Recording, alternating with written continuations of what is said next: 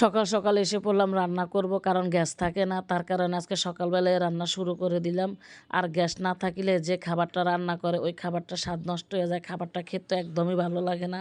তার কারণে আমি অল্প গ্যাসে রান্না করতে আমার ভালোও লাগে না। তো আজকে আমি গরুর মাংস ঝোল করব আলু দিয়ে। তো মাংসগুলোকে ধুয়ে পরিষ্কার করে নিয়েছি। আসসালামু আলাইকুম, আপনারা সবাই কেমন আছেন? আলহামদুলিল্লাহ, আমরাও সবাই ভালো আছি। প্রতিদিনের মতো আজকেও আমি আমার রান্নাঘরে এসে পড়েছি। আজকে গরুর মাংস ঝোল করব আলু দিয়ে। তো মাংসগুলোকে একটা পাতলার মধ্যে রেখেছি। মাংসের মধ্যে আমি আদা রসুন বাটা দিব, হলুদের গুঁড়ো, মরিচের গুঁড়ো, জিরার গুঁড়া, ধনিয়ার গুঁড়ো, স্বাদ মতো লবণ, সরষের তেল সব কিছু দিয়ে মাংসগুলোকে খুব সুন্দর করে হাতে মাখাবো। খুব সুন্দর করে হাতে মাখানোর পরে আমি চুলার মধ্যে বসিয়ে দিব। আর গরুর মাংস হাতে মাখালে এটা খেতে অনেক মজা হয়।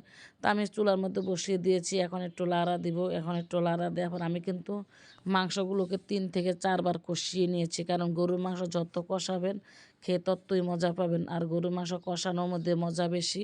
তাই মাংসগুলোকে খুব সুন্দর করে কষিয়ে নিয়েছি। কষানোর পর এখন আলু দিয়েছি, কারণ আমার বাচ্চারা আলু লাভার, আলু খেতে পছন্দ করে। আমার কাছেও আলু খেতে অনেক ভালো লাগে। তা আলু দিয়ে ভালো করে কষিয়ে নিয়েছি। কষানোর পর এখানে ঝোল দিয়েছি। ঝোলটা দেওয়ার পরে যখন বলক আসবে, বলক আসার পরে একটু লাড়া দিব।